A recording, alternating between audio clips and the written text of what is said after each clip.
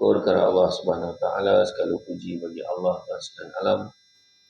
Salawat dan salam ke atas junjungan besar Nabi Muhammad sallallahu alaihi wasallam.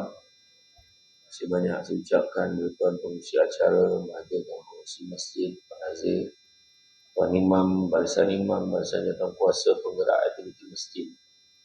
Seterusnya pemimpin-pemimpin tempatan di semua peringkat yang berkesempatan hadir, tuan-tuan dan puan-puan yang dirahmati Allah sekalian.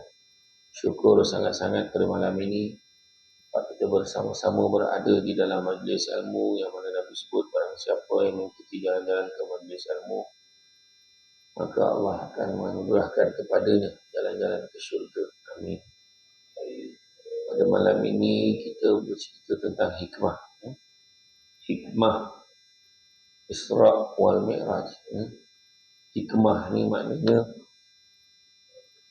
sesuatu yang berada di sebaliknya. Berada di sebalik dia, mungkin kalau kita tengok sekali pandang mungkin tak ada, macam biasa je, tapi bila ditinjau sedalam-dalamnya terdapatlah hikmah tu. Tanam tabu di tepi rumah, cabut ubi sampai ke akar. Kalau hidup membaca hikmah, selautan dalam terasa tawar. Maknanya kena tengok. Kadang-kadang itulah hebatnya Nabi kata apa? Hebatnya umatku nanti apabila diberikan nikmat dia bersyukur, diberikan ujian dia bersabar. Sebab mana dia bersabar? Sebab dia percaya adanya hikmah di sebaliknya. Contohlah, kita nampak dalam internet, nampak gambar Syamsul Debat, tunjuk good punya kan. Pelaburan patuh syariah.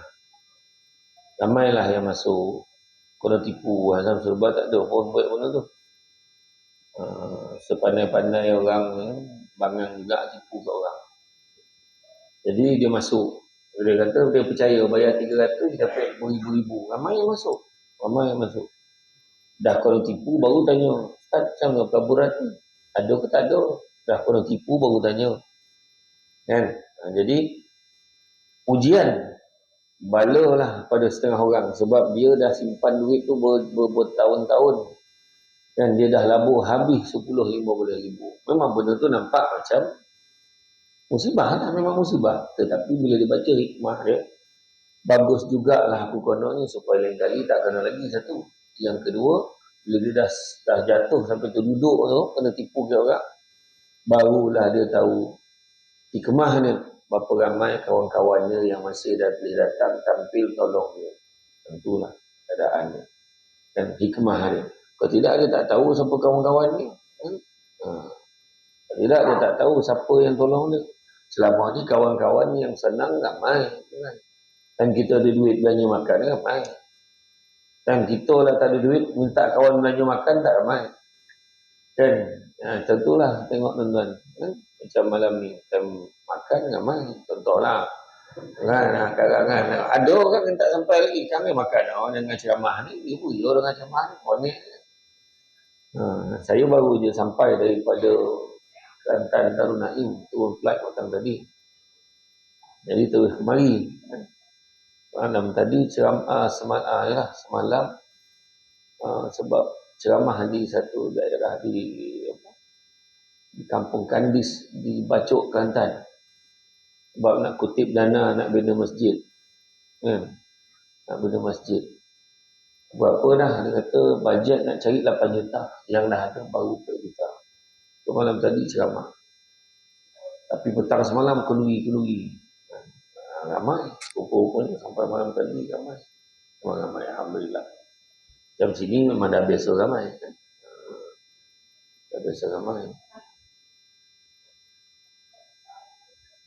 Sampai belakang ramai. Kan. Macam itulah. Jadi makna kata usaha kita kan, tengok ramai melempar mereka orang perempuan dah mula riuh nak masuk. Sampai orang perempuan ni mana tu lah? Sebelah kan? Dia tak nampak. Yang dalam ni semua lepas asar tadi dah sampai. Yang belakang tu VIP. cari dinding tuan. Kan? Jadi kalau tengok tu malam tengok gambar orang semua nak pergi ke masjid. Kapasiti masjid tu kata dijangka kan. Boleh memuatkan 3,500 orang. Siap eskalator. Saya kata orang rajin panggil saya jamaah ni untuk pembinaan masjid. Dah siap dah, saya tak panggil dah. Saya okey lah. Saya okey lah. Mana yang panggil saya pergilah kan. Tapi cabaran yang paling besar adalah nak meramaikan orang kat masjid. Boleh pun kan ke Johor tu boleh 2 kali 2 trip sembahyang subuh dah tak muat berapa belas ribu datang sembahyang lebih kurang ni lah ramai kan. Jadi makna cabaran dia boleh pula datang subuh ramai-ramai pergi 9 esok tak salah kan. Jadi makna tu cabaran dia tapi boleh pun dan itu jugalah cabaran bila cerita pasal solat, itulah ada hikmah di sebalik Isra wal Mi'raj tentang pensyariatan solat tu. Macam mana solat kita berapa waktu? Asalnya 50 waktu sehari semalam. 50 waktu tu kan. Yang 5 waktu pun dah lain macam kan. 50 waktu bayangkan. Itu asal dia. Sebab ni, tu orang kata macam kalau kita tengok tu preview lah. Preview dalam TV tu drama tu kan tengok cerita ni pada tengok ni macam tu lah. Kalau tunggu sampai ke habis ceramah kita pada malam ini kan. Jadi umat Islam seluruh dunia memang akan mengadakan sambutan Isra Mi'raj ni kan.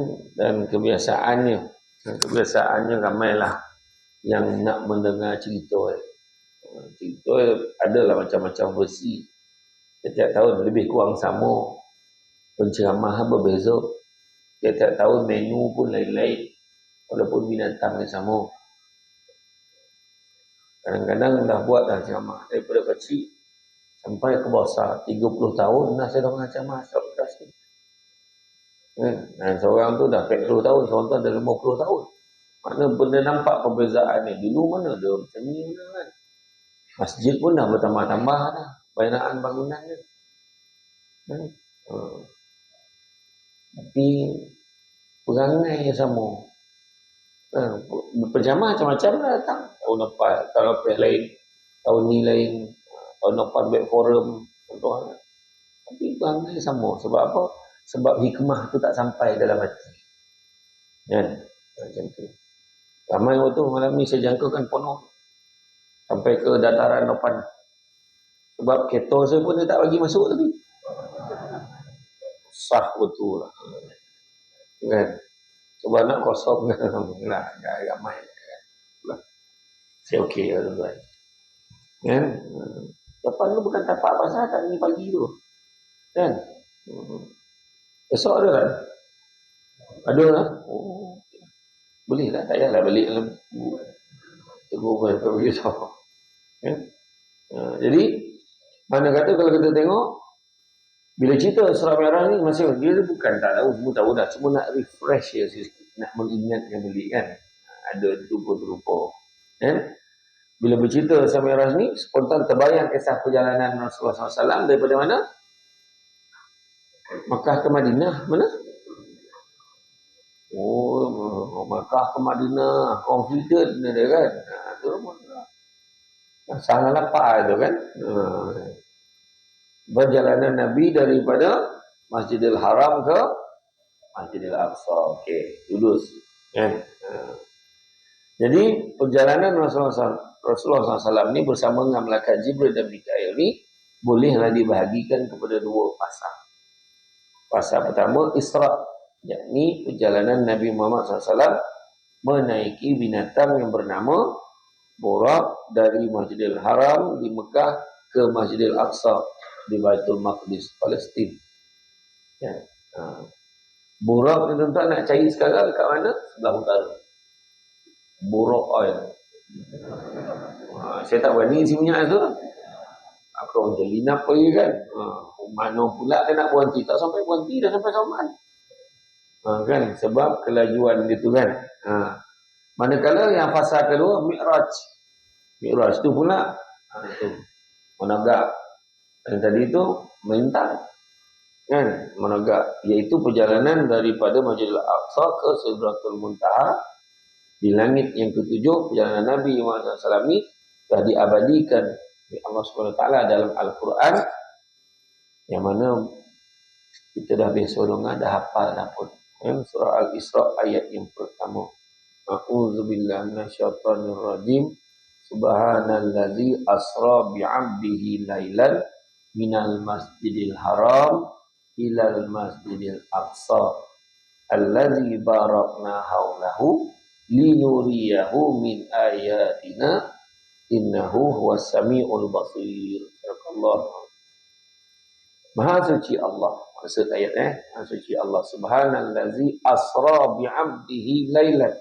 Maha suci Allah yang memperjalankan hamba-Nya dari suatu malam dari Masjidil Haram ke Masjidil Aqsa. Allazi barakna haulahu, yang mana telah kami berkati sekelilingnya, linuriyahu min ayatina, dan kami nampakkan, perlihatkan kepadanya sebahagian dari tanda-tanda kebesaran kami. Innahu huwas samiul basir. Sungguhnya dia adalah maha mendengar lagi maha melihat. Jadi kalau kita tengok bila sebut asra bi'abdihi lailan, memperjalankan hambanya, kita kena faham itu bukan bayangan, bukannya satu mimpi, bukannya melalui perantara, tapi memang Nabi itu sendiri diperjalankan malam itu. Kena yakin macam tu.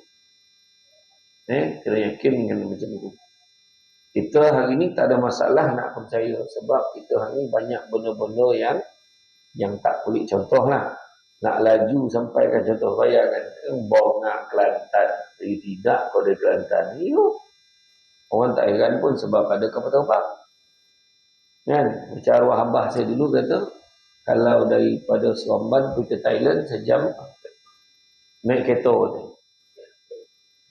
Kan lah bah, jam ni satu je. Itu arwah abah saya jawapan. Satu jam pakai kan. Gila sampai 10 jam kan.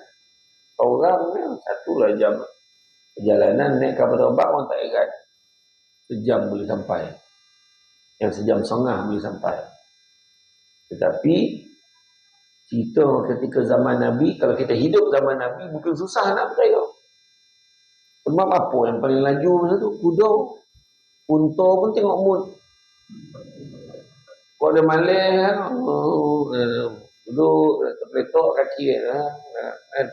Sebab unta ni dia ada mood kan? Bapak dah pergi, puihnya kan, dia kata tak mau, tak mau. Sahabat macam mana pun. Nak pula dia kecewa dengan unta betina tu. Adalah kan, cerita panjang cerita tajuk cerita unta pula kan. Tapi macam tu lah. Jadi makna kata paling laju tu lah kuda. Ataupun orang beranang sebut horse. Kuda. Jadi sekarang ni macam mana nak percaya? Susah nak percaya. Itu yang Abu Jahal lah orang paling seronok sekali bila dengar Nabi kata satu malam dia boleh sampai sana. Patah balik ke tu. Round trip. Not one way trip balik. Satu malam settle gila je. Tu Abu Jahal. Let lu, kau jangan cerita lu nanti lu. Aku kumpul ramai-ramai pun seronok cerita. Sebab nak kenakan Nabi. Jadi asra, kalau kita cakap bukannya roh Nabi diperjalankan. Kalau roh Nabi dah tentu ayat asra bi ruhi abdi. Dah tentu roh tu. Dia disebut ayat tak. Asra bi abdi, Maha suci Allah yang memperjalankan hamba-Nya pada waktu malam. Memang Nabi sendiri diperjalankan. Satu malam menaiki burak. Macam mana kelajuan burak ni? Lebih laju daripada kelajuan cahaya. Tak you faham kelajuan cahaya tu macam mana? Ambil lampu celait, torchlight. Orang kampung panggil celait. Kan? Kita tekan atau slide kan, tutup lampu, tekan, cap kan. Lampu tu terus nampak dekat tu. Kita nampakkan lampu torchlight kan bulat kan tu kan. Sepantas mana dia menyala dekat dinding tu. Lepas kat dinding kan, nampak bulat tu. Apa pantas? Dia lebih pantas pada tu. Tu kena faham. Ya. Tak ada lah. Geng-geng right pun tak dapat beat lah. Saya tahu ada geng-geng right lah. Dia kalau tangan macam ni tu tak right. Jangan betul. Ya, tu je. Jadi maknanya lebih laju daripada kelajuan cahaya. Jadi pada setelah Nabi ni cerita ni, Nabi menceritakan perkara ini, Nabi ditertawakan oleh masyarakat Quraisy, terutama oleh pemimpinnya iaitu Abu Jahal dan Abu Lahab. Bagi Abu Jahal, inilah bukti yang Muhammad ni seorang gila dan ahli sihir. Kerana mana mungkin kau pergi ke sana dalam satu malam boleh pusing balik sebelum subuh kau dah sampai. Kan? Itulah bapak bohong kan. Dia tak cakap macam tu lah, ni terjemahan. Kan? Kalau cakap bismillah nak Abu Jahal tu kan apa ya. Buat macam beranam mak dia faham. Jadi Abu Jahal mempersendakan Rasulullah SAW di Hijr Ismail di hadapan masyarakat Bani Ka'ab bin Lu'ay. Jadi kau tengok gila tak gila dia. Sihir ke apa dia? Jadi kemudian sampai Abu Jahal tanya lah ke Abu Bakar, wahai Abu Bakar, kau percaya tak cerita? Kau percaya ke cerita Nabi? Cerita Muhammad ni percaya ke? Apa jawab Sayyidina Abu Bakar? Kalaulah lebih daripada itu pun aku percaya. Kalau lagi jauh siap daripada sana, lajaklah pergi Paris. Pusing balik dia. Kalau Nabi cerita naik atas shopping mau beli barang, bungkus bawa balik, pun aku percaya. Maknanya macam tu lah nak bagi gambaran. Kalau melampau-lampau lagi lah cerita. Kalau datang pada bulan Muhammad, aku percaya. Sebab Sayyidina Abu Bakar dapat julukan Abu Bakar As-Siddiq yang membenarkan. Ya. Macam tu. Dia bukan bodek dah, tapi keyakinan itu memang yakin. Takkan Muhammad yang bohong. Itulah. Ya. Jadi, setelah dicabar oleh Bani Ka'ab bin Lu'ay, Nabi menceritakan keadaan Masjidil Aqsa tu. Macam mana keiraman Masjidil Aqsa tu. Sebab kebetulan, Maha Suci Allah, Maha Kuasa Allah, didatangkan adalah orang dekat situ. Kebetulan ada orang dekat situ yang pernah duduk dekat Masjidil Aqsa rumah kan, iaitu Uqail. Tanya Uqail, betul ke orang cerita ni? Masjid Aqsa tu macam ni keadaan dia. Fizikal macam ni, tiang macam ni, dinding macam ni, bumbung macam ni. Betul tu, kata Uqail. Sama macam mana as per describe, as per description. Dia kata betul, tepat sekali dia kata. Jadi maka mudahlah Nabi menceritakan tentang masjid itu dan mereka mengakui kebenaran gambaran itu kerana pernah pergi ke Masjid Aqsa. Ada beberapa orang yang pernah pergi pun confirmkan betul. Dan setelah hadis diceritakan, berpecahlah pada 3 pemahaman orang yang mendengar. Ada yang langsung percaya dengan hasutan Abu Jahal. Oh gila Muhammad ni rupa murtad. Ada satu tu pula percaya tapi tu tak ramai. Yang lagi balance tu 50-50. Kata yo tak yo, tu tak yo tu kan, macam tu kan. Macam itulah. Ya, macam orang malam kan ada yang tak yo muka. Tu kan. Macam itulah bagi Ka'ab bin Lu'ay mari macam tu lah. Kan confused. Nak dengar ke nak tidur je kan. Dia confused. Adalah tajuk kan. Jadi ya. Maka Nabi Sayyidina Abu Bakar dengan tegas kata memang benar. Aku mengakui bahawa kau merupakan Rasulullah SAW dan jika baginda menyatakan baginda telah diperjalankan lebih jauh lagi daripada itu, maka aku tak beriman kepada itu. Ditegaskan. Inilah ketegasan dan keyakinan tidak berbelah bagi Sayyidina Abu Bakar. Kalau kita tengoklah Sayyidina Abu Bakar ni, itu sebabnya dia dipilih. Dipilih, ikut Nabi. Dia paling rapat dengan Nabi. Ke sana kemari. Kalau pergi berperistiwa hijrah pun panggil Nabi, ajak dia untuk temankan dia. Untuk temankan Nabi berperistiwa hijrah. Selain itu juga diriwayatkan Nabi Muhammad SAW berjumpa dengan pelbagai keadaan manusia ketika dalam perjalanan tersebut. Meskipun kisah dan peristiwa bersejarah ini seringkali diulang cerita oleh para penceramah. Setiap kali sambutan Isra dan Mi'raj diadakan, tapi kita lihat kadang-kadang dia tidak meresap. Ada setengah orang dia tak ambil pun. Orang yang datang insya-Allah ambil. Tapi mestinya ada orang yang tak ambil boleh pun. Dia dengar tu, oh ya, teranglah situ ni, tahu. Dia yang tu ya. Cakap tu. Kita jangan lupa ya, dalam neraka kan ada macam-macam pintu neraka. Salah satu pintu neraka tu neraka Sa'ir. Neraka Sa'ir.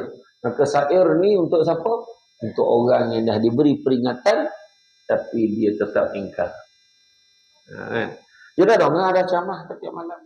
Ada kuliah di masjid ni. Dia tahu dah benda tu. Jangan buat. Buat je.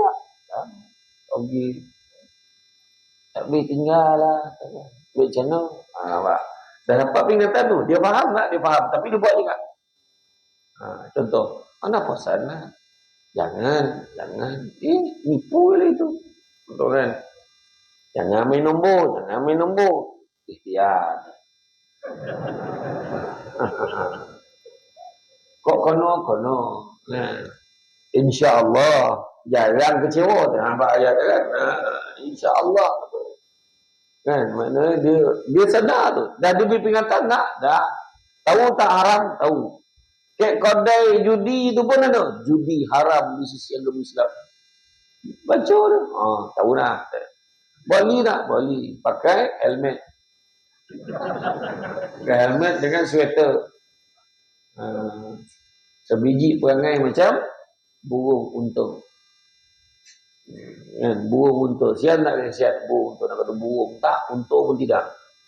Tapi burung unta lah nama. Bila dia terjemahkan dalam bahasa Beranang, ostrich. Burung unta ni perangai dia, kalau dia nampak orang, dia nak menyuruh macam mana? Kepala dia masuk dalam lubang. Badan dia tinggal.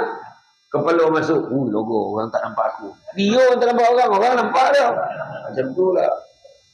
Itu perangai tu. Perangai nak kata burung tak burung, unta tak unta tu lah dia. Kan? Macam tu lah. Sian betul kan? Macam tu lah orang yang nak pergi beli nombor ekor tu. Pakai jaket, pakai helmet. Ingat orang tak pernah ke sweater. Sweater dah tak bertukar. Siap lah tu. Tim bola sepak Masjid Beranang. Bodoh kan. Ada orang belakang tu, coach. Bodoh. Tak contoh. Tak kau tak cakap di sini lah. Macam tu lah. Ada lah kan. Macam tu kan. Dia tak sadar. Dia ingat orang tak nampak. Orang nampak. Itu sebabnya kita kalau buat perangai ni, dia kan prinsip ihsan.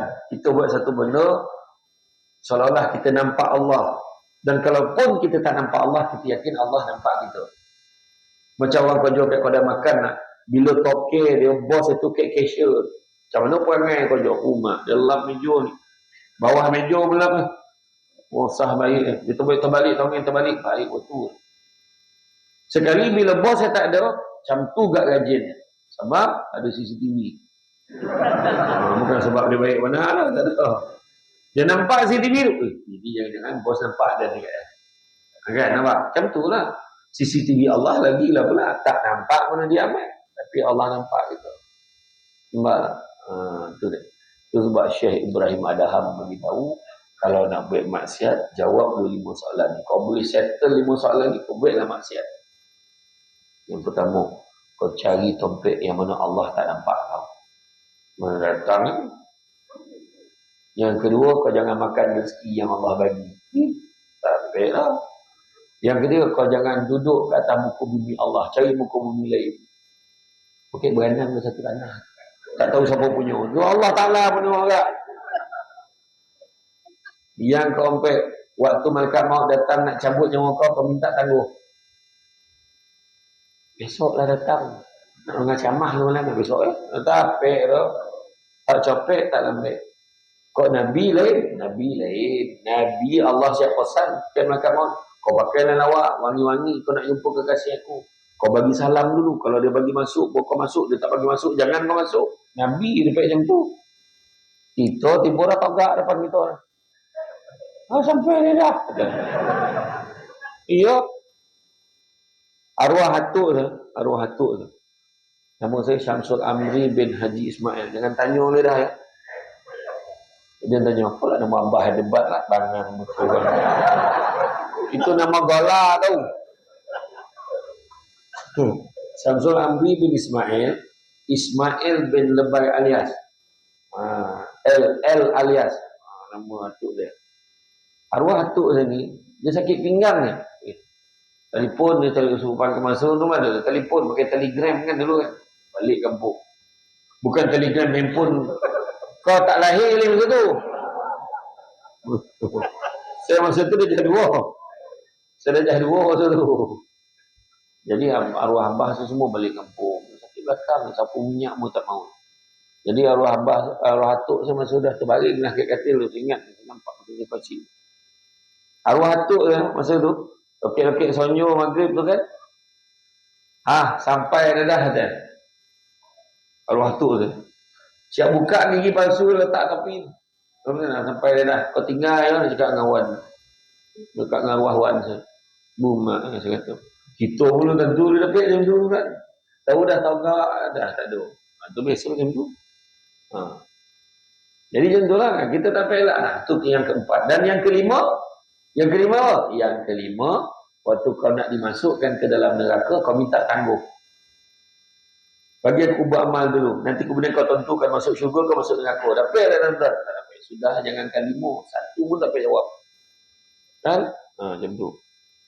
Sebelum Isra' dan Mi'raj, belum berjalan lagi cerita ni. Panjang cerita malam ni. Bukan senang nak panggil Samsul Debat kan? Alang-alang kan? Itu pun benda tu kamera juga ke? Oh ya kau, makna dia tengok kan? Kiri kanan. Sian nak membuat. Kenapa nak tinjau datang situ pula? Umumban. Masuklah dalam topik pertama Oh lah sian lah. Kayak karen duduk. Pangkok koreh kan kak. Dia jaga.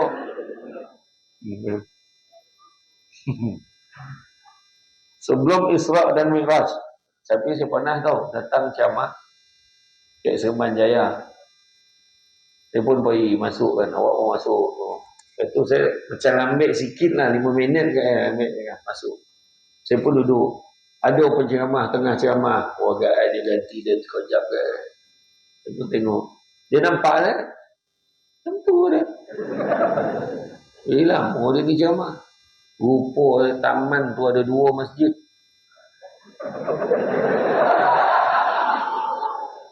Kalau masjid kan tuan-tuan.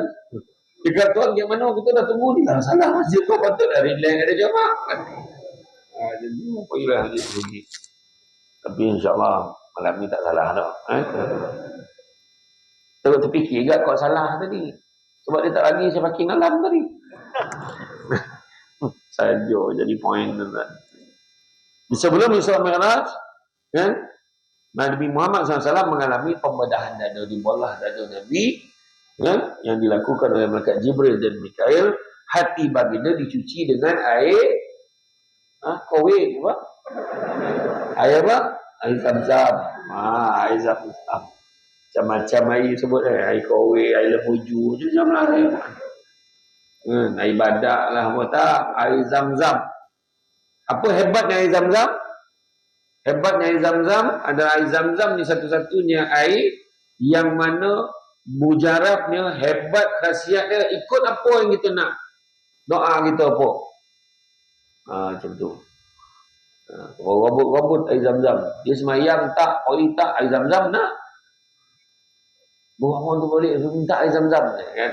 Semayang tak, apa tak, macam mana. Kan? Dan hebat air zam-zam ni pernah dikatakan, bayangkan air zam-zam tak koreng-koreng sampai ini. Pernah istana Arab Saudi tu, pernah dia buat yang panggil kontraktor tu, buat tabuk kan Apa dia punya pipe tu buat salur sampai ke istana. Dalam beberapa bulan supaya senang sampai ke istana, dia tengah nak pusing tak berobot dengan yang lain tu. Dia tadah kalau nak macam tu lah. Apa tak keluar air? Nak bagi tahu air tu kan untuk kau tak? Untuk satu dunia kan, untuk umat Islam seluruh dunia. Baiklah. Tu hebat air Zam-Zam ni. Tak dapat dia nak adjust macam tu. Kalau kau nak benar kau tadah kau bawa, ataupun tak bawa atau bawa betul-betul pergi kan. Macam tu ya kan. Tu hebat air Zam-Zam. Pernah diupah seorang penyelam profesional menyelam ke dalam setengah jam tak timbul-timbul. Lepas tu bila dia keluar biru muka. Kenapa dia kata? Memang dia kata hebat tapi dia tak pek nak cerita. Macam itulah air Zam-Zam. Kan anak ni ya Allah, anak aku ni ya Allah, dogi ya Allah, mudah-mudahan kau mudahkan torangkanlah hati ini insya-Allah. Tapi kena yakin, kita ni orang tak yakin. Minum mudah-mudahan codik kau dalam hati saya tidak. Memang tak jadi. Kita sih tak yakin. Doa je tu doa. Ya tidak. Iya. Tu yang kadang-kadang kita ramah doa, kita pas ke orang, ramah asap ke orang. Imam tolong Imam. Tolong Imam doa dengan Imam. Doakan apa? Imam dah huzur tu. Hal bukan Imam sini nak sampai lain. Hal saya nak benar kahwin dengan budak ni. Tak doa kan, saya tak ada nak baik guna-guna tu. Sampai Imam doa kan, benar buka hati nak kahwin dengan saya. InsyaAllah malam ni dah ada 3 doa. Malam esok boleh. Bawa gambar budak tu. Malam bangun kau 3 pek pagi. Dengan tu makbul. Imam sampai kahwin budak. Dia ngantuk-ngantuk doa untuk diri dia macam mana. Bukan imam sini lah. Doa sendiri minta. Tapi masalah kita ni yakin macam mana doa tak yakin. Ud'uni istajib lakum. Berdoalah aku akan makbulkan. Ya tidak macam mana. Kan? Doa yang paling afdal untuk anak kita. Amak abah lah. Kan? Semua sab angkat orang. Yang saya datang, asal pecamah datang, kalau gosok kepala anak, pahala. Gosoklah biar dia berkat. Gosok berkat kau. Mana aku gosok kalau kau ni cuma. Lepas tu, ada satu pula perangai, ada satu cek ulangan. Semua penceramah datang ke surau tu semua suruh tahnik anak. Kalau tahnik anak saya Ustaz, kalau tahnik anak saya, budak tu dah berdiri. Tu bangko orang membondo. Alah, boleh lah. Mas ni kau. Tengok. Kau buat. Ada orang ni. Macam-macam. Dia masa dia baby tu kan. Banyak tu sunnah Nabi tu. Kita disunatkan. Tahnik anak ni. Awal-awal kelahiran jangan tunggu. Kan? Cari imam yang tak merokok. Imam merokok pula kan. Dia nunggu baby tu. Dan siap ni? Sekejap sikit dia. Amal kurma. Tanya kurma. Apa kau tanding temakau tu kau tanding kan? Parah tu. Dia ambil temakau tu, dia kumam-kumam dah bercampur dengan temakau tu tadi. Lepas tu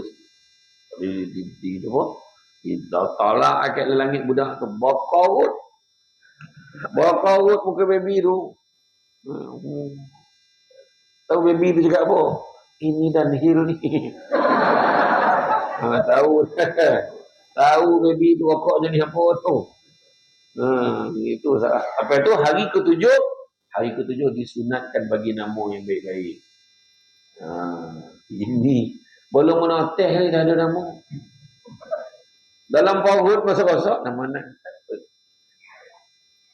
Kita combine nama kita Yahya Mahani, Yamaha budak tu. Maznah Daud, Mazda kan, nama Jepun tu tak. hari ke-7 bagi nama yang baik-baik. Macam saya sendiri pun, saya telefon pejabat mufti. Antara nama ni mana yang elok? Sabar, jangan tergesa-gesa bagi nama. Kan? Tapi tak tergesa-gesa, tak ada sampai 7 tahun tu. Maknanya masa tu 7 hari. Hari ke-7, disunatkan bagi nama baik-baik. Dan kalau mampu, kekahkan. Akikahkan. Bila kita buat akikah tu, rambut itu cukur rambut budak tu, licin kan.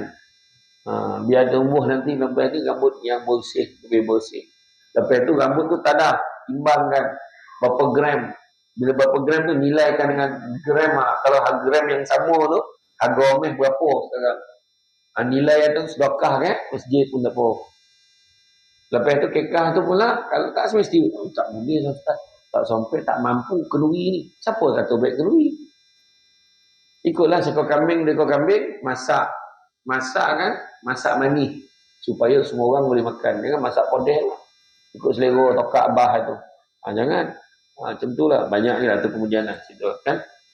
Lepas tu dicuci hati Nabi dengan air zam-zam serta dibuang ke tulan hitam. Yang ni alaqah, itu tempat syaitan membisikkan was-wasnya. Kan? Jadi dituangkan hikmah, ilmu dan iman ke dalamnya, ke dalam dada Rasulullah SAW. Maknanya itu sebabnya dia buang apa ni alaqah tadi, dia buangnya ke tulan hitam tu, tak ada was-was dalam hati Nabi, tak ada. Macam Rasulullah, boleh ke tak boleh? Susah nak cakap. Tu kita. Nabi tak tahu, haram, tak boleh, boleh. Itu ya Nabi. Kan? Yang alaqah banyak tu kita. Kan? Tengok lalu. Dia tak boleh. Kan? Azan ke tak? Azan. Macam dua daun tu pun tak azan. Azan tak? Tak payah. Jadi ini live ni. Daun tu bunyi awak tu. Buat tak ya ambil lah. Dah. Okay. Jadi, kemudian setelah itu dada baginda dijahit dan dimeterikan dengan tanda khatimin nubuwah, makna Nabi yang terakhir. Tak ada lagi Nabi lepas tu. Ibu anda lah kat Malaysia. Mana orang aku Nabi, dia kata dia Nabi untuk orang Melayu. Kan ada? Pernah tangkap, tak pasal. Dia Nabi untuk orang Melayu. Setiap bangsa ada Nabi dia. Bani Israel ada, ni ada. Sekarang akulah Nabi untuk orang Melayu. Mayang pun tak cukup gitu. Jadi lepas itu, selepas selesai pembedahan, didatangkan binatang yang bernama buraq untuk ditunggangi oleh Rasulullah SAW dalam perjalanan luar biasa yang dinamakan Isra. Kan? Ada lagi yang nak diceritakan, tapi sebelum itu nak dengar, jangan ke mana-mana. Jumpa lagi selepas ini. Macam TV tak? Nak bagi feel kan. Jadi dengan ini, dengan lafaz yang mula Bismillahirrahmanirrahim, dan ini saya melancarkan kutipan dana pengurusan dan pengimarahan masjid. Sumbangan boleh disalurkan kepada petugas-petugas yang telah dilantik, terdiri daripada pelajar tahfiz. Silakan. Asal sepanjang perjalanan Isra itu Nabi Muhammad SAW ditemani oleh malaikat Jibril, tiba di tempat-tempat tertentu, tempat yang mulia dalam sejarah. Rasulullah SAW diarah oleh Jibril supaya berhenti dan bersalat sebanyak 2 rakaat. Nampak? Sampai tu berhenti salat. Macam itulah kita akan pergi ke mana-mana, jangan lupa salat. Kemudian di antara tempat-tempat itu adalah negeri Taibah, iaitu Madinah hari ini, tempat di mana Rasulullah akan melakukan hijrah. Dia kata, tak lama lagi kau akan disuruh oleh Allah Ta'ala untuk berhijrah ke sana. Nabi tak ada tanya pahala, tak ada. Sebab Nabi akur, dia tahu dah depan ni. Sebab Nabi apa Allah Ta'ala suruh, tak ada banyak cerita. Itu yang patut kita kena faham hikmahnya. Kemudian di Bukit Tursina, di mana tempat Nabi Musa AS menerima wahyu daripada Allah SWT. Begitu juga di Baitul Laham, tempat Nabi Isa AS dilahirkan. Dan dalam peristiwa itu juga Nabi Muhammad SAW menghadapi gangguan jin afrit, yang mana diganggu dengan api jamur. Macam api menyulang-nyulang tu, mengacau Nabi. Nak distract, nak cuba halang, nak cuba kacau Nabi. Nabi takut. Kau tak nak lah, ingat macam tu kan? Tak. Tentulah kita. Kalau baik-baik, tentu ada halangan. Tentu ada ujian. Nak pergi masjid, mulalah. Kan? Nak pergi masjid, tiba-tiba drama pula. Aduh. Drama hati tercarik duka.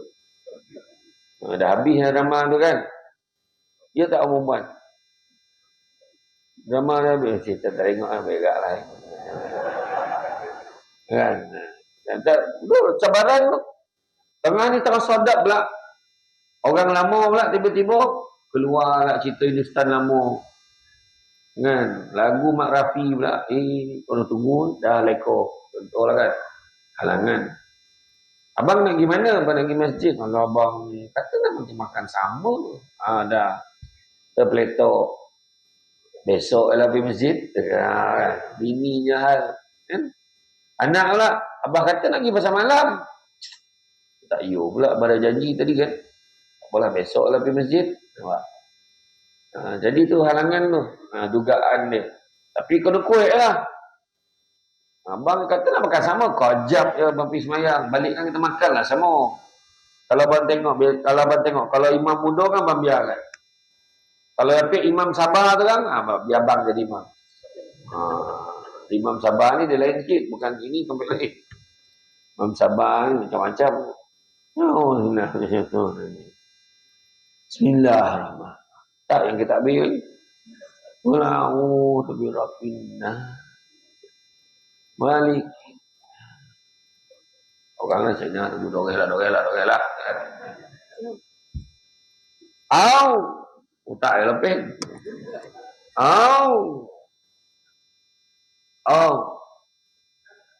Astagfirullah. Itu imam sabar nama tu. Jadi orang belakang ni kena lebih bersabar daripada dia. Jadi mana akan ada ujian. Di antara peristiwa-peristiwa tersebut yang Nabi nampak, Nabi jumpa kaum sedang bercucuk tanam, terus menuai hasil tanaman mereka. Bila dia tanam, tauhid keluar, kerana timbul, kemudian dia keluar, hasil buahnya keluar, dipotik, keluar lagi, seolah-olah belum lagi dituai. Hal ini berlaku berulang-ulang kali. Dan Rasulullah SAW diberitahu oleh Jibril, itulah kaum yang berjihad fi sabilillah, yang digandakan pahala kebajikan sebanyak 700 kali ganda, bahkan sehingga gandaan yang lebih banyak. Berjihad fi sabilillah tidak semestinya berperang. Termasuk juga memberikan sumbangan duit. Itu pun jihad fi sabilillah. Sebab bukan senang nak keluar duit. Lama dah pegang duit tu. Kan? Jadi tak lagi tak ni. Dalam surah Ali Imran Allah Ta'ala beritahu apa? Belum sempurna kebajikan seorang mukmin selagi mana dia tidak menginfakkan sebahagian pada harta yang dicintai. Datangnya karung tadi, budak nak kutip sumbangan, kita pun tengok dalam poket. Tinggal 2 helai. Satu RM5, satu RM50. Bagi yang paling kita sayang, RM5. RM50 ni saya tak sayang mana tau. Siap dah, tahu dah saya habis kan. Tu siapa kau nak bohong tu. Kan? Jadi bukan senang. Jadi kalau kita tengok dalam surah As-Saff, ayat 10, 11, 12, 13, maukah jika aku tunjukkan kamu satu perniagaan yang dapat membebaskan kamu daripada dapat memberikan kamu, akan dapat membebaskan kamu daripada api neraka. Apakah dia? Apa satu perniagaan yang sangat menguntungkan, yang tidak akan rugi, kata. Dapat membebaskan kamu daripada api neraka, dapat membebaskan kamu daripada masalah. Apa dia? Tak lain tak bukan disebut dalam surah As-Saff tu, iaitu perjuangan, berjihad. Pertama membela agama Allah itu dengan harta benda, yang kedua dengan diri sendiri. Nampak disebutnya. Perjuangan tu dengan harta benda dan diri sendiri. Harta benda keluar duit lah. Keluarkan harta kita di jalan Allah. Yang diri sendiri jagalah perangai elok-elok. Macam itulah kan. Kemudian lalu pula ke tempat berbau harum.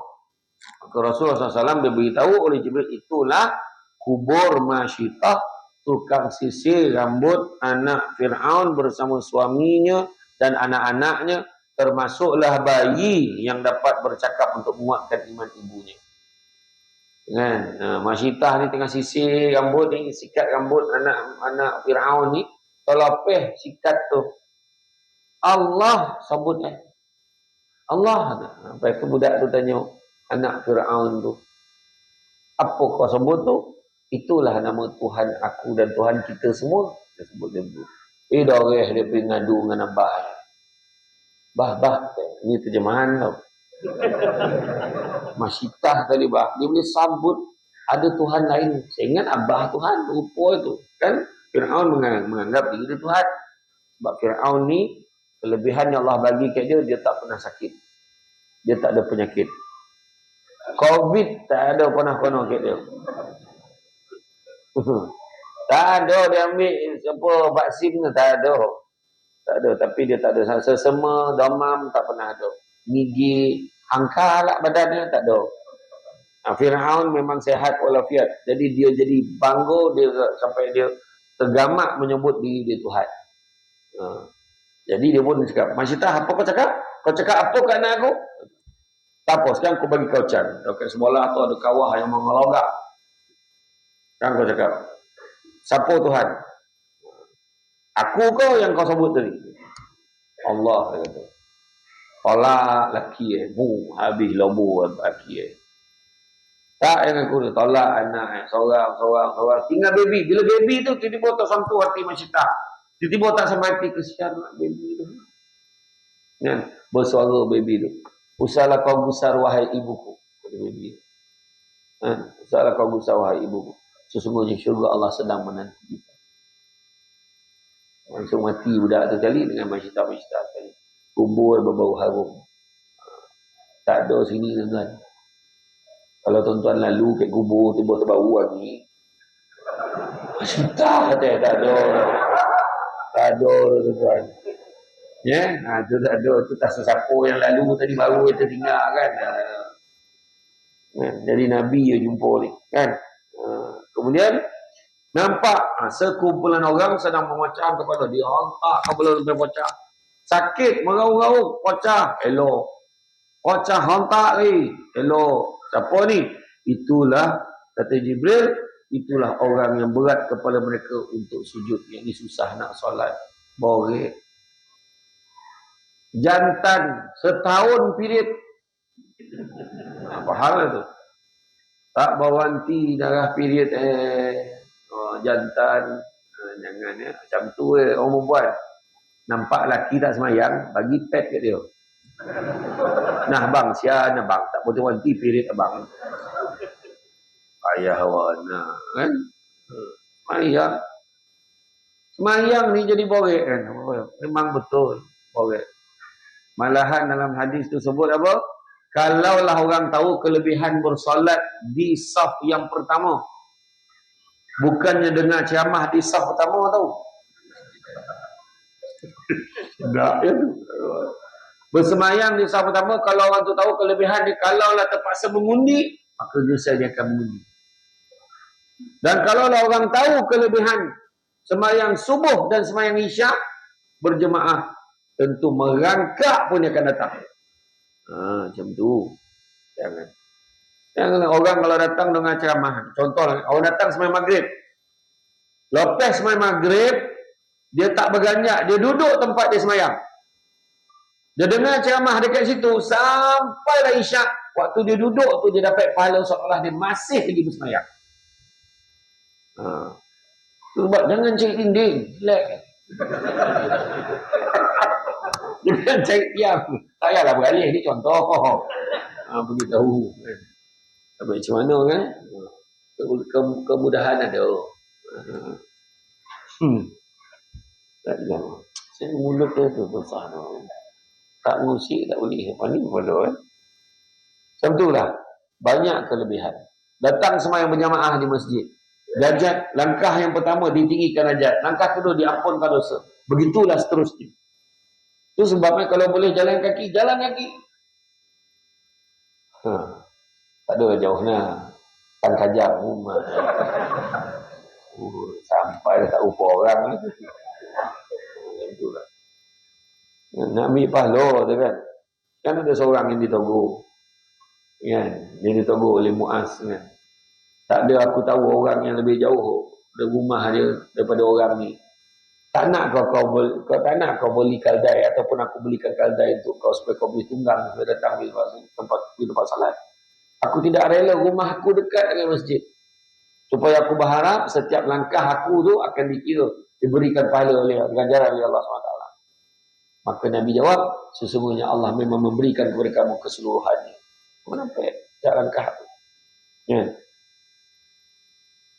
Tapi boleh tak? Dia katakan, boleh tak kalau contoh rumah dia situ.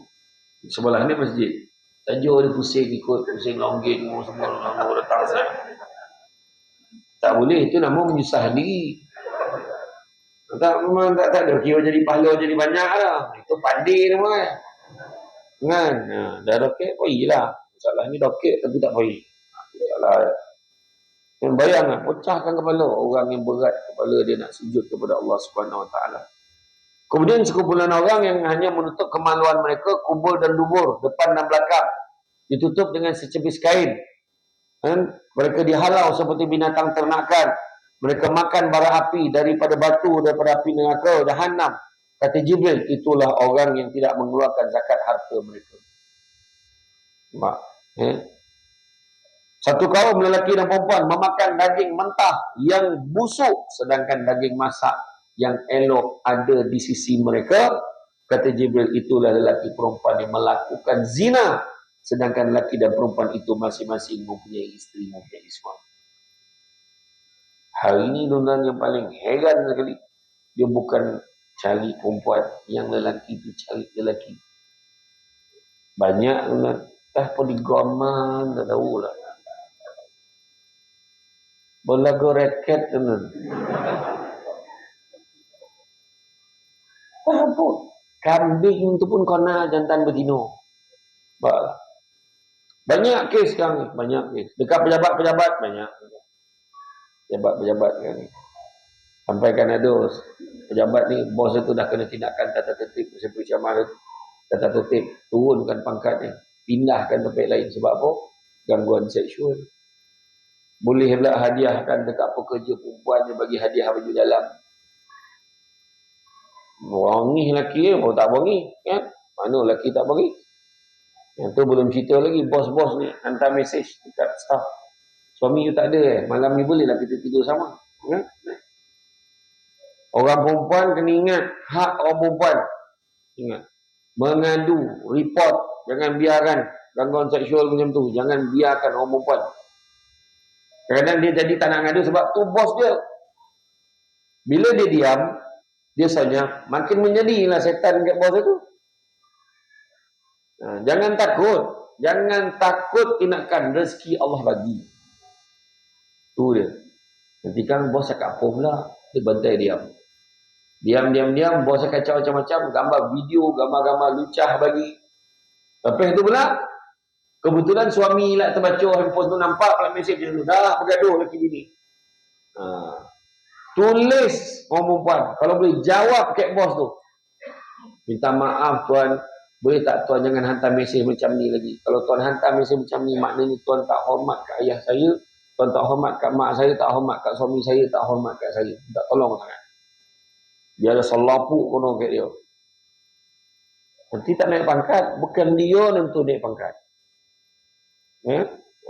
Kan Nabi waktu dia pegang dada Imam Ibn Abbas. Gitu. Kalaulah satu dunia dia berhimpun nak memberikan keberuntungan kepada kamu, nescaya kamu tidak akan mendapatkannya, melainkan sekadar yang telah ditentukan oleh Allah untuk kamu. Dan kalau satu dunia ni berhimpun, nak memberi kemudaratan kepada kamu, nescaya kamu tidak akan mendapatkannya, melainkan sekadar yang telah ditentukan oleh Allah untuk kamu. Kau takut? Kan? Contoh, saya tak takut lah.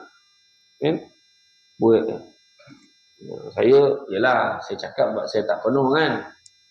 Saya belum pernah lah dapat gangguan seksual tu. Kan? Tapi gitu apalah kan. Tapi maksudnya saya nak beritahu terutama orang perempuan, jangan takut, tolonglah. Benda ni kesan jangka panjang dia tak baik. Bila kita biar jadi kan. Banyak tuan-tuan. Lelaki ni yang kadang dia nak test market. Mana tahu untuk sabut timbul kan. Lepas tu tengok malam nak try juga. Dengan ni hati-hati.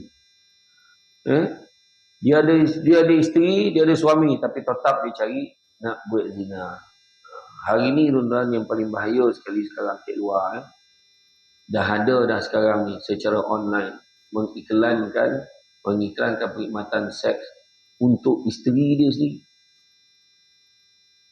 Siapa yang nak isteri saya umur 35 tahun dia kata tu. Isteri saya mengandung 3 bulan. Saya mengandung 4 bulan. Siapa nak? Tuan. Dekat mana? Lepas tu pergi kat hotel, suami dia tunggu dekat lobi. Bini yang kau jual lah kat lelaki tu. Bayar. Ada. Yang kebanyakan customer tu yang cerita tu. Yang international.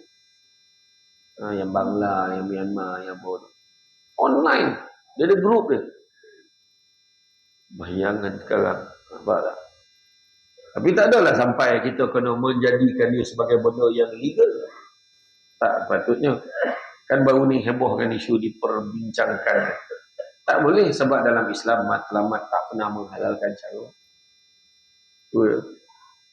Buang tauhid tuan-tuan. Buang tauhid nasi macam ni. Benda ni bayangan.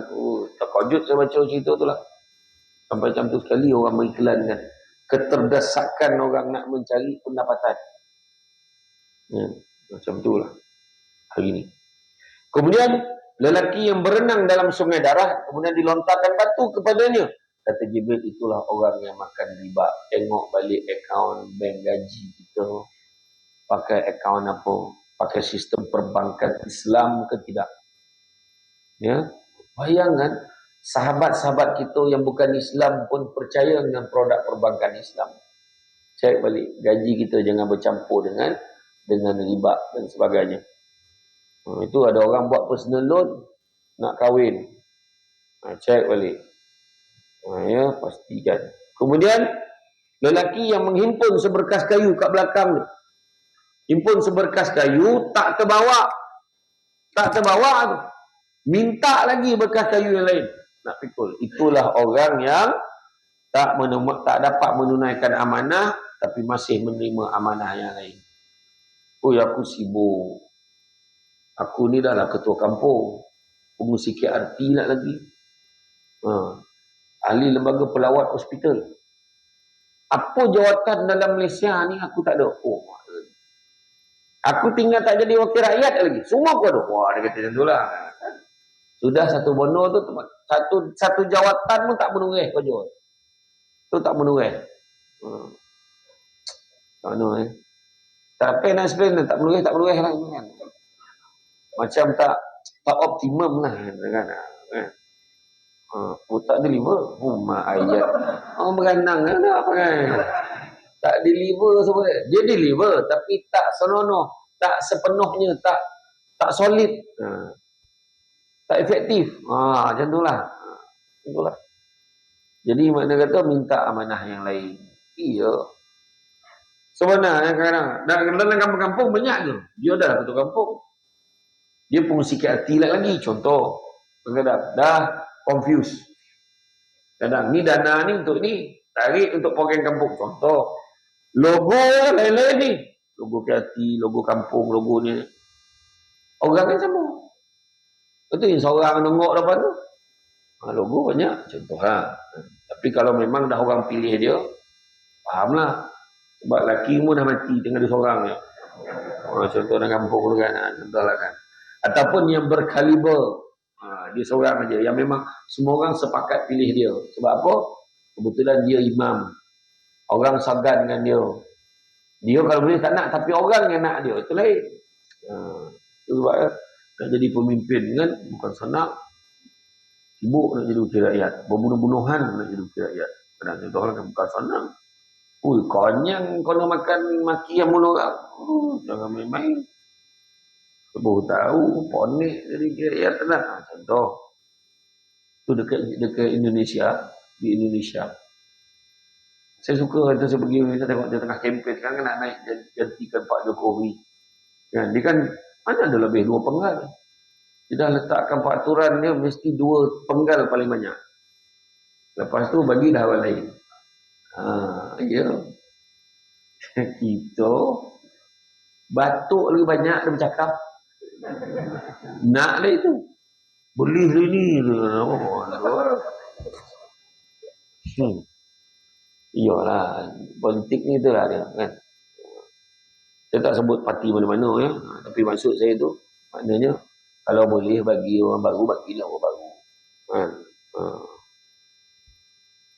Terpulang lah. Tapi kalau ada orang nak dia tu lain. Anak dia, tak apa biarlah dia. Tak ada dah orang lain boleh ganti dia tu. Macam itulah keadaan dia.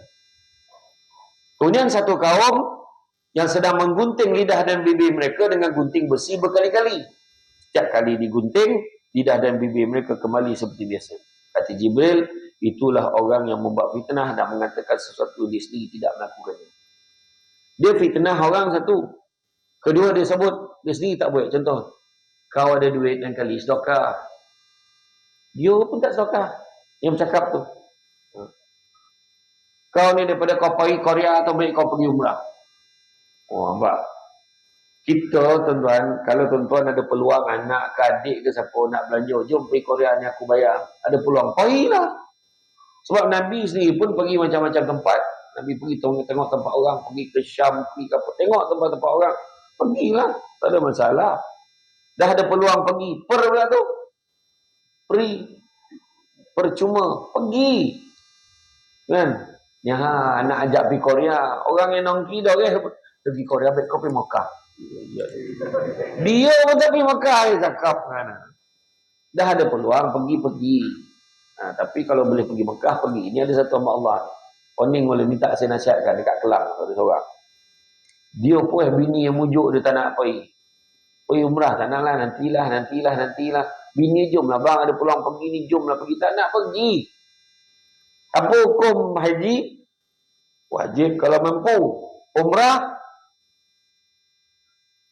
Sama yang wajib kalau mampu. Kena pergi. Nak pergi haji memang payah kali. Bukan apa. Sebab sekarang pun tahun ni yang pergi nak selesaikan tunggakan 2009. Yang belum pergi lagi. Itu siapa yang baru daftar hari ni? InsyaAllah 2150.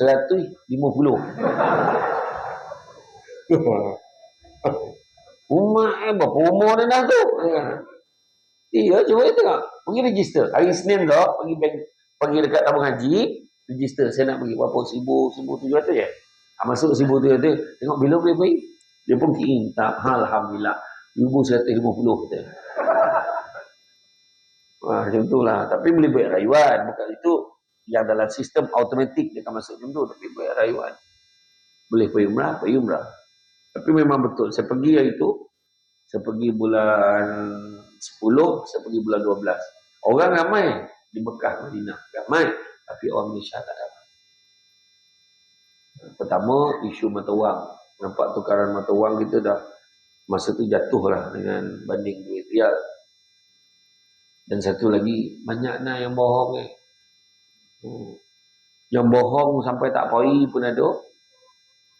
Yang sudah ada dia tawah ke KLIA.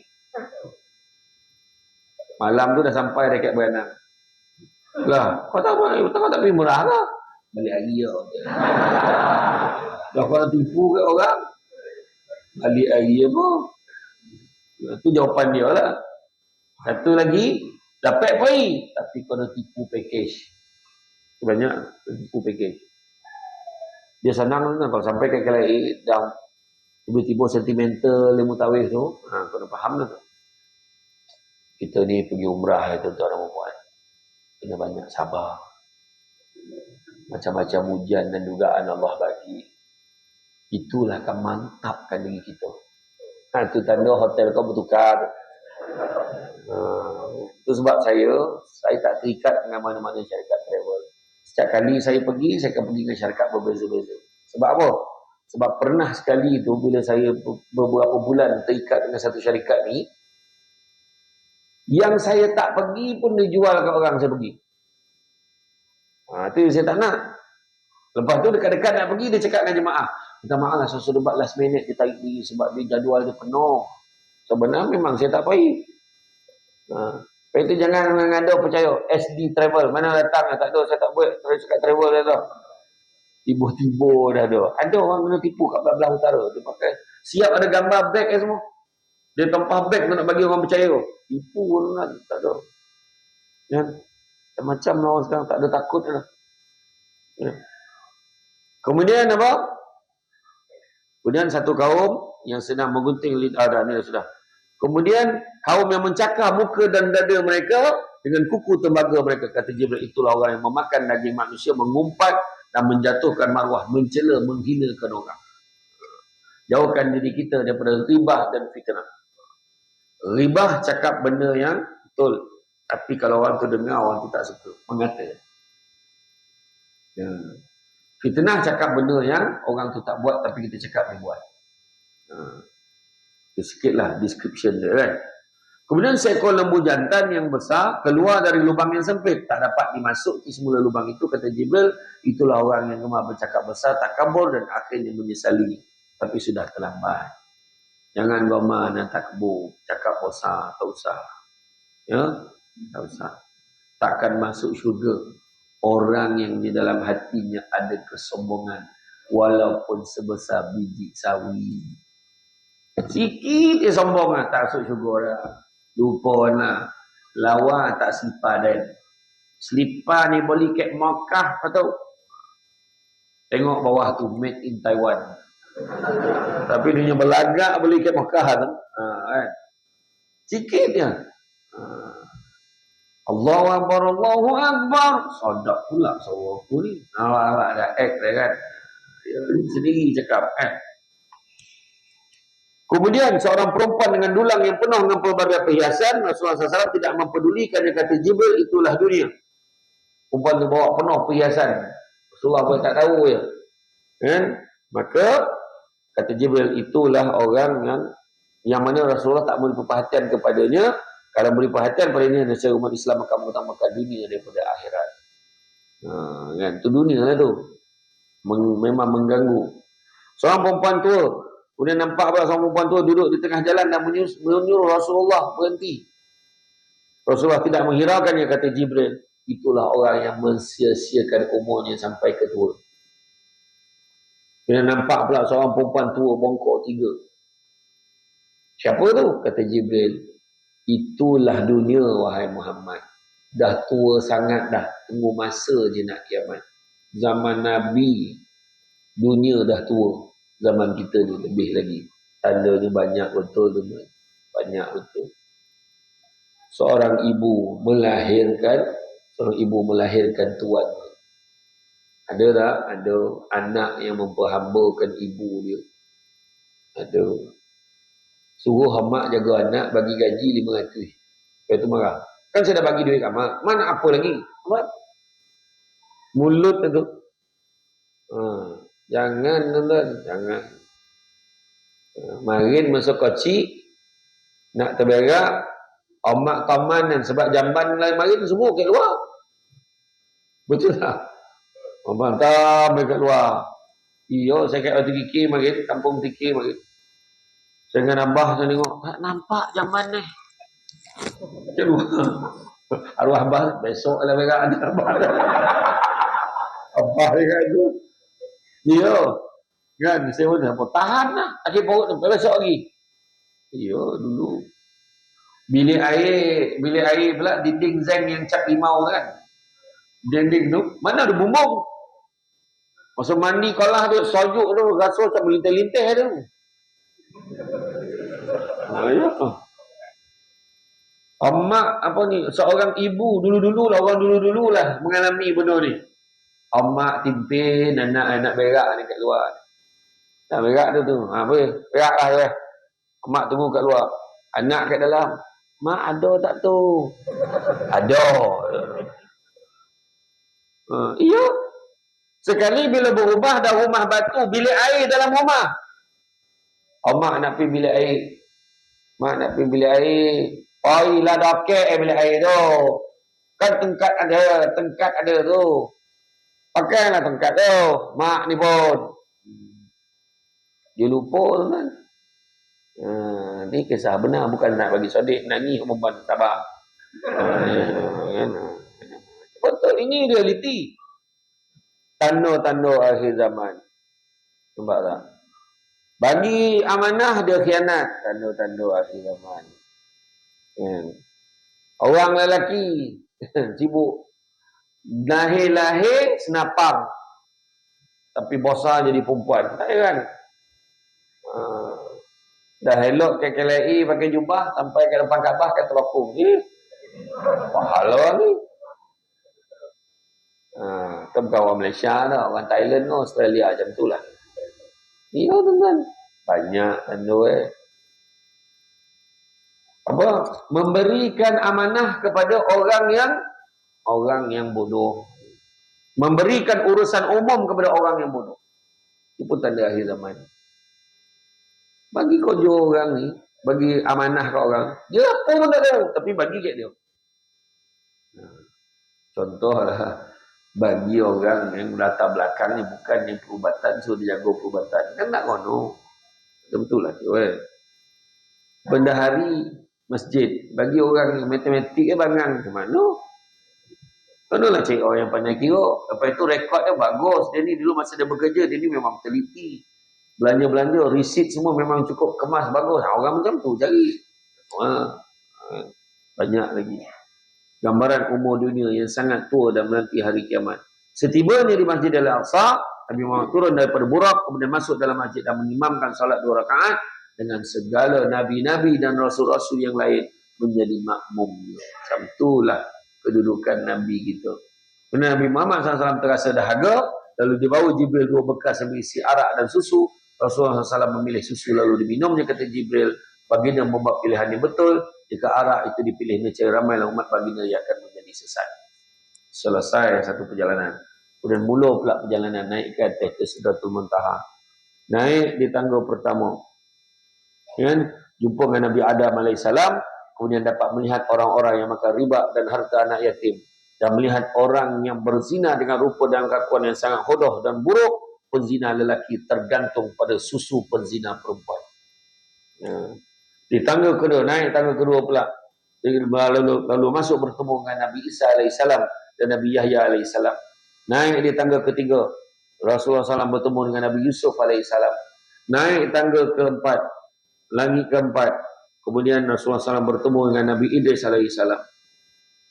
Kemudian naik pula tangga yang kelima, bertemu dengan Nabi Harun AS yang dikelilingi oleh kaumnya Bani Israel. Naik di tangga ke-6. Itu sebabnya kalau kita sebut kan kadang-kadang Israel ni jahat, Israel ni jahat. Sebenarnya kita kena sebut Zionis ni jahat. Sebab ni propaganda sebenarnya. Kan? Sebenarnya Bani Israel tu keturunan Nabi. Kan? Itu sebab kata Zionis ni, Yahudi Zionis ni jahat. Sebab ada Yahudi yang kat sana yang tak setuju sekarang ni, yang seko tu, yang menatai Nyahu tu, kan? Dia sekarang ni tengah risau tengah kedudukan dia, yang orang semua nak jatuhkan dia sebab dia pengurusan keuangan dia teruk. Jadi alasan dia nak bertahan tu, dia tauhkan orang. Tu. Di tangga ke-6, di tangga langit ke-6, Nabi Muhammad SAW bertemu dengan Nabi-Nabi, seterusnya dengan Nabi Musa AS. Dan Rasulullah SAW mengangkat kepala, disuruh oleh Jibril, angkat kepala kau, cuba tengok. Maka Nabi nampak 70,000 orang umat Nabi. 70,000 orang tu pula, bawa lagi 70,000 setiap seorang. 70,000 tu bawa lagi 3 layer. Itulah yang dapat masuk syurga tanpa hisap. Mudah-mudahan kita yang hadir malam ni termasuk salah seorang daripada golongan itu. Amin. Di tangga langit ke-7, masuk bertemu dengan Nabi Ibrahim Khalilullah sambil menghadap bersandar dihadapi oleh beberapa kaumnya. Pada ketika itulah dia beritahu, Nabi Ibrahim beritahu dekat Nabi kita, Nabi Muhammad SAW, dia kata, Ya Allah, tak pernah aku tengok umat yang paling masakin sekali. Masakin, daif, masakin tupul. Tak faham masakin, miskin. Tak pernah aku tengok umat yang paling miskin, paling daif sekali. Umat kau lah wahai Muhammad. Kuih kering. Kuih kering itu maksudnya bukan kurus kering tak makan. Kurus kering dengan amal ibadah. Umat kau lah. Yo go, yo. Kau suruh umat kau tanam tanaman-tanaman syurga. Apakah dia? Itulah dia la haula wala quwata illa billahil aliyil azim. Untuk makluman semua, itu adalah khazanah daripada syurga yang Nabi Ibrahim bagi kat Nabi kita, yang dapat pada umat Nabi Muhammad SAW saja, tak dapat pada umat sebelum Nabi tahu. Sebab la haula wala quwata illa billahil azim. Dalam satu riwayat kata subhanallah alhamdulillah wala ilaha illallah wallahu akbar wala haula wala quwata illa billahil azim. Amalkan. Itulah namanya hawkil. Kemudian saya melihat beberapa peristiwa Rasulullah SAW dan Jibril masuk ke dalam Baitul Ma'mur dan bersalat atas Baitul Ma'mur ini betul-betul atas Baitullah di Mekah. Kena naik tangga ke-8 disebut Al-Kursi berbetulan dengan dahan pokok Sidratul Muntaha. Rasulullah SAW menyaksikan pelbagai keajaiban pada pokok itu. Sungai air yang tak berubah, sungai susu, sungai arak, sungai madu lebah, buah, daun, batang-batang dan dahannya berubah-ubah warna bertukar menjadi permata yang indah, unggas-unggas emas berterbangan. Semua keindahan itu tak terperi oleh manusia. Baginda SAW dapat menyaksikan juga sungai Al-Kawthar yang terus masuk ke dalam syurga. Sebenarnya baginda masuk ke syurga dan melihat neraka serta dengan Malik penunggu. Nabi dapat tengok dalam syurga, Nabi dapat tengok dalam neraka. Dalam neraka ramai orang perempuan tahu. Dia tanya perempuan tahu. Macam tu lagi tuan. Lelaki tak ramai. Buat macam mana perempuan yang ramai. Lelaki dah lah tak ramai. Yang tak ramai itu sibuk pula nak jadi perempuan. Oning tuan. Kan aduh. Tapi ada lelaki yang lembut, tapi dia bukan nak jadi perempuan. Dia memang lembut. Dia rapat dengan mak dia. Dia pandai masak, pandai menjahit. Nah, tapi dia tak apa, dia normal, dia kahwin. Ada anak ada. Dia lembut tu tak salah. Yang salah tu memondan tu salah. Lagi dibuat-buat lagi kan. Orang nak tengok kan. Dia nampak kawan tu lembut-lembut datang dia kacau. Yang orang lelaki ni pula saja dia kacau. Piwit dia dah. Nyampak lah kau. Nampak kan aku no. Tu dah. Kemudian di tangga langit ke-9, berbetulan dengan pucuk pokok Sidratul Muntaha, Rasulullah SAW masuk ke dalam nur dan naik ke mustawa dan syarirul aqlam. Lalu dapat melihat seorang lelaki yang gaib dalam nur arasy Allah. Masuk dalam tu hilang lelaki tu. Itulah lelaki di dunia yang lidahnya sering basah berzikir, hatinya tertumpu penuh pada masjid dan tidak pernah mengherdik kedua ibu bapa. Kemudian di tangga ke-10 sampailah ke Hadratul Qudus dan Hadratul Rabbul Arbab, lalu dapat menyaksikan Allah dengan mata kepalanya. Nampak Allah langsung sujud. Nabi kita dapat tengok Allah langsung sujud. Kemudian Allah Ta'ala, berlakulah dialog antara Allah Ta'ala dan Nabi Muhammad SAW. Ya Muhammad, labbaika. Dia kata, wahai Muhammad, labbaika. Angkatlah kepalamu dan bermohonlah. Dan kami akan perkenankan. Allah suruh, mohon. Tapi apa Nabi kata? Nabi mohon ke? Nabi puji je. Nabi kata, ya Allah, kau ambil Ibrahim sebagai khalil, kau berikan dia kerajaan yang besar, kau dapat berkata-kata dengan Musa, kau berikan Daud kelebihan, dapat melembutkan besi dan kerajaan yang besar, kau kurniakan kepada Sulaiman yang tidak kau kurniakan kepada sesiapa pun, dan bagi memudahkan Sulaiman dapat menguasai jin, manusia, syaitan dan angin. Kau ajarkan Isa Taurat dan Injil. Dengan izinmu dia dapat menyembuhkan orang buta, orang sopak dan menghidupkan orang mati. Dikau lindungi dia dan ibunya daripada syaitan. Lah, dan aku tak minta dipuji seolah-olah macam ni lah, macam tiba Bosar Selangor panggil AJK masjid. Sekarang apa nak kau cakap ya? MB tanya macam tu. Itulah tengok masjid tu dapat aircon. Lepas tu suruh orang tua itu dapat kapet baru. Alhamdulillah. Lepas tu kes Tuhan dapat turap jalan depan masjid tu baru. Sudah satu bondo pun tak minta. Oh, ya, terima kasih lah puji-pujian lah. Okay, Assalamualaikum. Tak dapat apa lah kau. Tapi maknanya dalam ni Allah Maha mengetahui. Bila Nabi sebut, Nabi puji tentang Nabi-Nabi lain, apa yang Allah dah bagi, nak beritahu kau dah bagi terbaik untuk Nabi-Nabi lain, untuk aku ni terserahlah kat kau. Maknanya secara tersiratnya Nabi serah kat Allah Ta'ala. Maka apa yang Allah Ta'ala beritahu, aku ambilmu sebagai kekasihku. Besar, declare Nabi kekasih Allah. Aku perkenankan kau sebagai penyampai berita gembira dan amaran buat umatmu. Sebab Nabi dah jumpa semua, Nabi dah tengok semua. Kau nak beritahu, kau beritahulah kat semua. Tak ada Allah tak beritahu. Rahsia dengan cerita sesiapa. Kau yang dapat, tak, sampaikan. Kemudian aku buka dadamu dan buangkan dosamu. Aku jadikan umatmu sebaik-baik umat. Macam pula kita sebaik-baik umat. Bergaduh tak baby ni. Tak selesai-selesai. Ya, Melayu Islam tak boleh baik-baik. Macam no. Tapi itulah disebut sebaik-baik umat. Maknanya sebaik-baik umat pasal ni siapa? Islam namanya. Maka berbaliklah pada Islam. Baru kita boleh jadi sebaik-baik umat. Dek Leko, Mogang, Jawa, Banjar, Bugis, Mandeliang, Melayu. Tak balik pada Islam, tak ada guna. Balik pada agama. Aku berikan keutamaan dan keistimewaan kepada umatmu pada hari kiamat. Tapi keutamaan. Aku berikan 7 ayat surah Al-Fatihah tidak aku kurniakan kepada sesiapa sebelummu.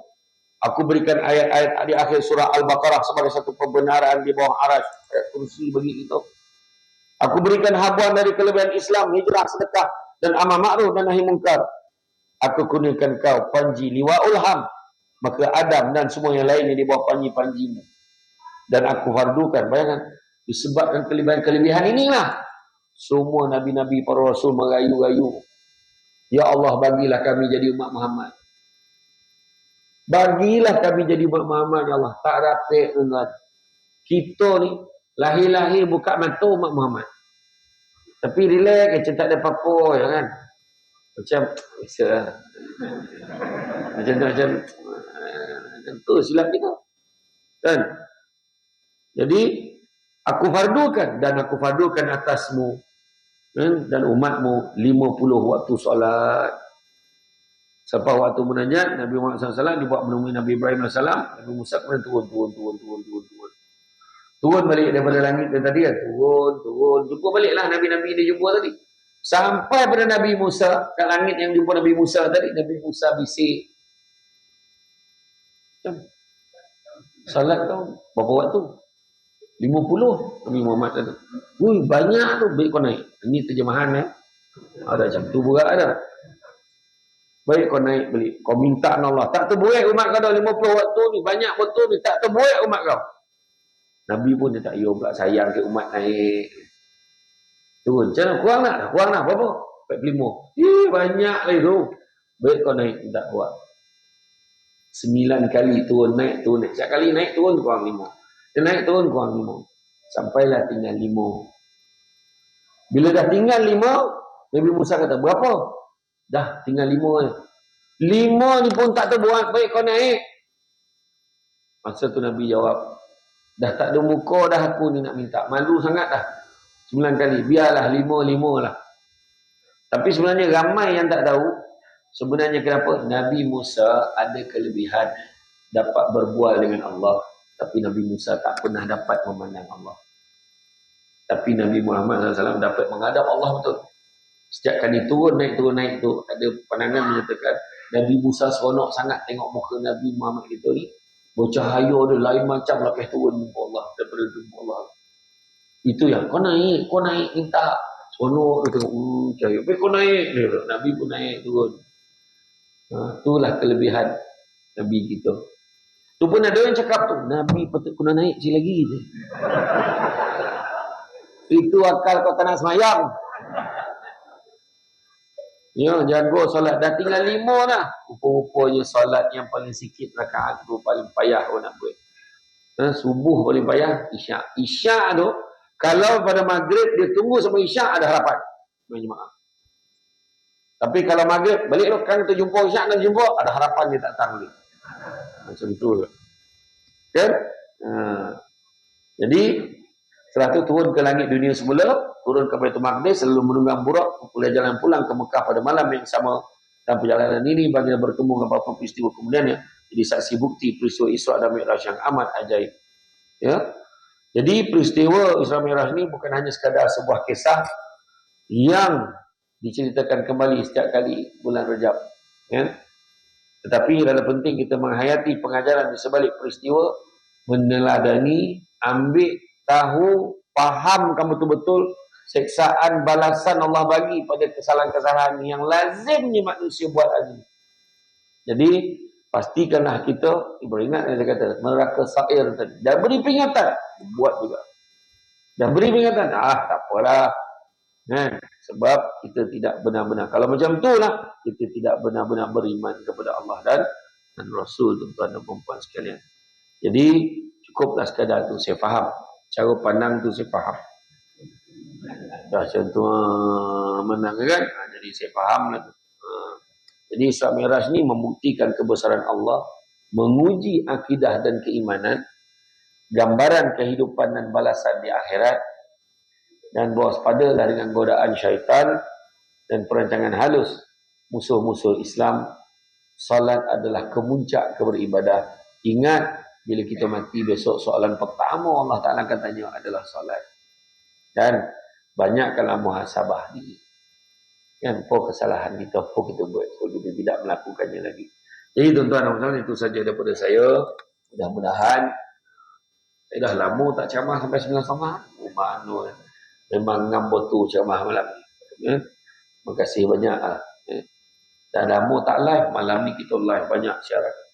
TV3 ada, TV7 ada. Kan? Macam-macam buat liputan malam. Terima kasih banyak.